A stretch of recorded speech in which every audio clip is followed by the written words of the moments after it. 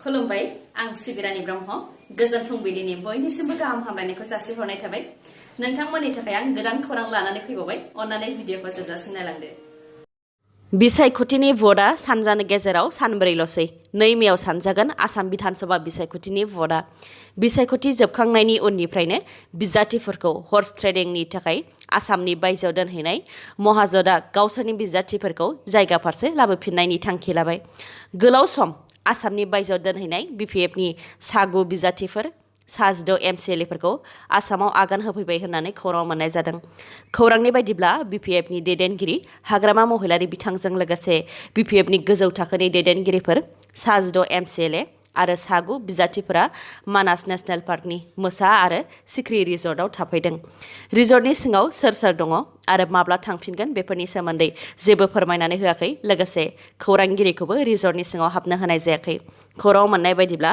बिपिएफनि बिजाथि रिहन दैमारि प्रमिला रानी ब्रह्म आरो रबिराम नार्जारी बिथांमोनखौ रिजर्टनि सिङाव नुनो मोननाय जायाखै बेराफारसेथिं गुवाहाटीनि दिसां रिजर्टआव थानाय कंग्रेसनि बिजाथिफोराबो गाव गावनि न' फारसे फैफिनबाय आसामनि गिबिसिन आइजो आइएएस अफिसार फारुल देवी दास बिथाङा मैया जोबथा हां लाबाय बिथाङा कभिड-19 पजिटिभ मोननायनि उनाव गुवाहाटीनि एप'ल' देहा फाहामसालियाव फाहामथाय लागासिनो दंमोन नाथाय मैया समबाराव जोबथा हां लाबाय आइएएस अफिसार फारुल देवी दास बिथाङा आसामनि बारग' मन्त्रि रामनाथ दास बिथांनि फिसाजोमोन आरो बिथाङा आसामनि एडिशनेल चिफ सेक्रेटारि बिबाननिफ्राय रिटायार जादोंमोन कर'ना भाइरासनि नैथि दोहौनि गोसारनायखौ होबथानो थाखाय रायजोआव सानफ्रामबो गोख्रोंनिफ्राय गोख्रोंसिन आयेन खालामदों फरायसाफोरनि थाखाय गोदान आयेन फोसावदों रायजो सरकारा बबेबा जिल्लायाव 100नि बांसिन कभिड-19 पजिटिभ केस मोनोब्ला बैफोर जिल्लायाव थाखो 1निफ्राय थाखो 5 सिम फरायसालिया बन्द थागोन होननानै आसाम सरकारा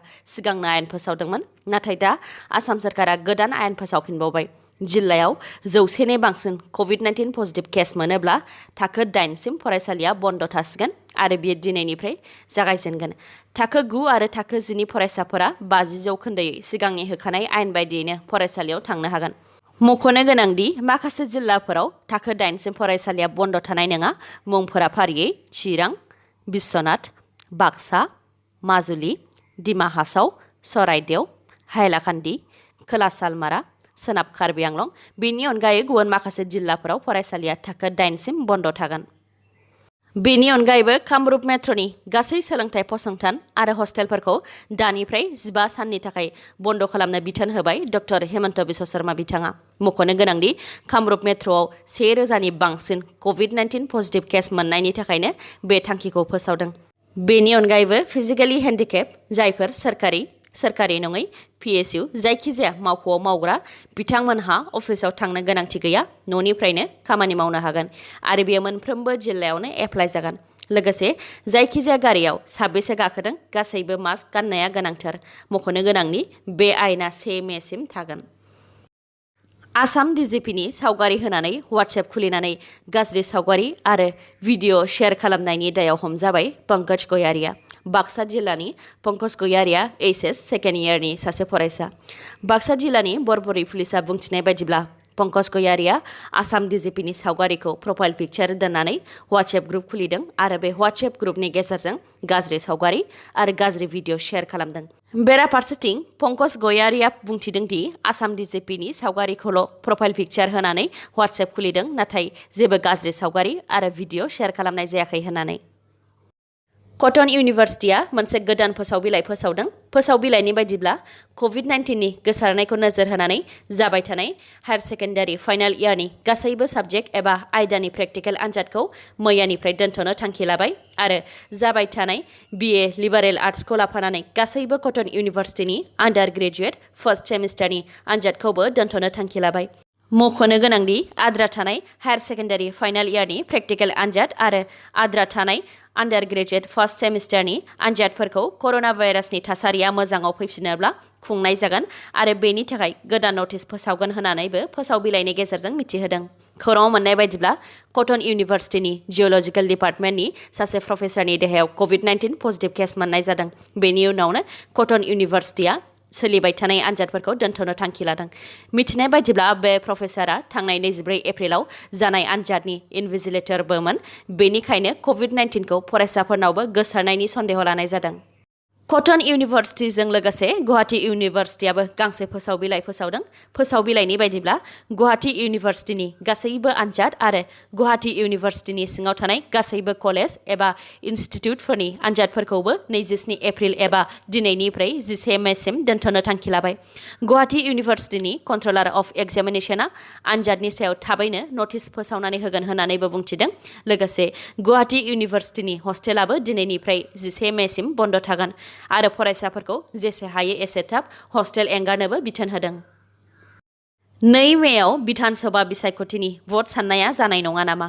कभिड-19नि नियमफोरखौ मोजाङै फालिनानै बिसायख'थिनि भट साननो थाखाय थाग थियारि खालामाब्ला 2 मेआव भट साननायखौ हेंथा होनो खोथा होदों माद्रास हाइकर्टआ। माद्रास हाइकर्टआ बिसायख'थि आय'गखौ थोंजोङै थांखिनानै बुंथिदों दि नैथि खोलोबनि कर'ना भाइरासनि गोसारनाया बिसायख'थि आय'गनि सांग्रांथि गैयैनि थाखायनो जादों। बिसायख'थिनि समाव गोबां राजखान्थि दैदेनगिरिफोरा कभिड-19नि नियम फालियाखै। लोगोसे बिसायख'थि आय'गाबो बेनि हेंथा जेबो राहा लायाखै, जायनि थाखाय दा बे थासारिया जानो मोन्दों आरो बेफोर गासैबो दायानो बिसायख'थि आय'गनि होननानै थोंजोङै सोंखारिदों माद्रास हाइकर्टआ। लोगोसे बिसायख'थिनि भट साननाय सान 2 मेनि सिगां कर'ना भाइरासखौ नोजोर होनानै भट साननायनि रड मेप एबा प्लानिंखौ माद्रास हाइकर्टनो दैथायहराब्ला 2 मेआव भट साननायखौ बन्द खालामगोन होननानै हुमखि होदों माद्रास हाइकर्टआ। मख'नो गोनांदि सोनाब बेंगलाव मैया 7थि खोलोबनि भट होनाया जोबनानै थांबाय आरो जोबथा खोलोबनि भट होनाया जाबावगोन। मैया सानसेयाव सोनाब बेंगलाव 15,000नि बांसिन कभिड-19 पजिटिभ केस मोन्दों आरो आसामाव 3,000नि बांसिन कभिड-19 पजिटिभ केस मोन्दों। थांनाय 21 एप्रिलाव आल्फा आरो NSN उदखारि हान्जाया ONGCनि 3 मावथिफोरखौ शिबसागर जिल्लानि लखवा थाव फुंखानिफ्राय लांखारदोंमोन। लांखारजानाय 3 ONGCनि मावथिनि मादाव 2खौ रैखाथि बिफाना रैखा खालामनो हादोंमोन। बे दायाव आसाम पुलिसआ दासिम लांखारनायजों सोमोन्दो थानाय 15खौ हमबाय आरो 3 आसामनि पुलिसानो बे लांखारनाय खामानियाव आखाइ दं होननानै खौरां मोननाय जादों। 3 पुलिसनि मादाव 1खौ आसाम पुलिसआ हमबाय। हमजानायनि मुङा 25 आसाम पुलिस बेटालियननि कनस्टेबल बसन्त बुरागहाय आरो गुबुन आसाम पुलिसनि 2आ दोखारखुमानानै दङ। मुंफोरा तपन बुरागहाय आरो उपेन गगৈ। NLFV आफादा गांसे प्रेस रिलिजनि गेजेरजों माखासे खोथा बुंथिदों। फोसाव बिलाइनि गेजेरजों फोसावनाय बायदिब्ला NLFVनि थांखिया मोनसेल' आरो बेनो जाबाय उदां बड'लेण्ड।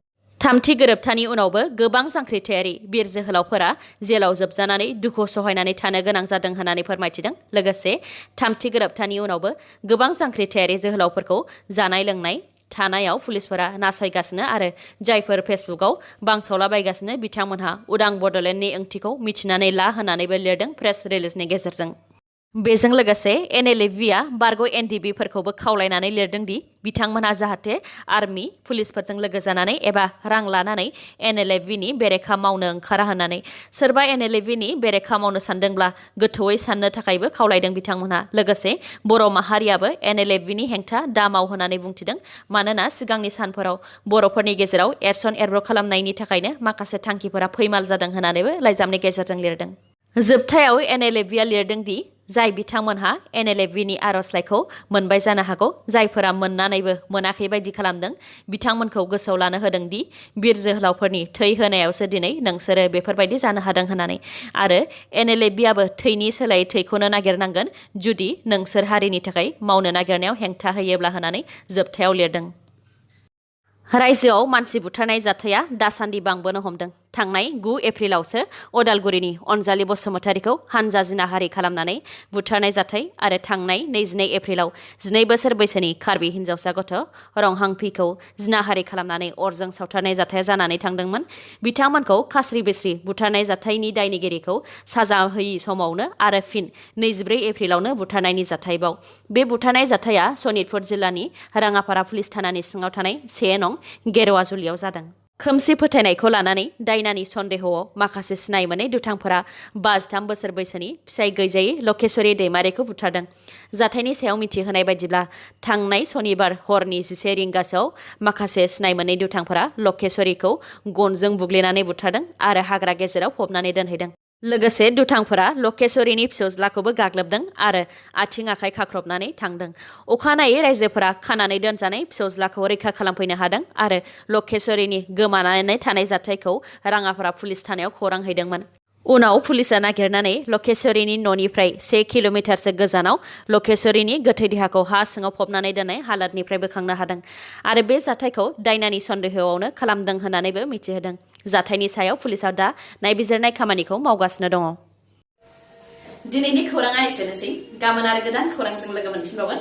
नोंथाङा दासिमबो आंनि चेनेलखौ साबस्क्राइब खालामाखैबा अन्नानै साबस्क्राइब खालामदो, लोगोसे लाइक, कमेन्ट आरो शेयार खालामनो दाबाव। गोजोन्थों।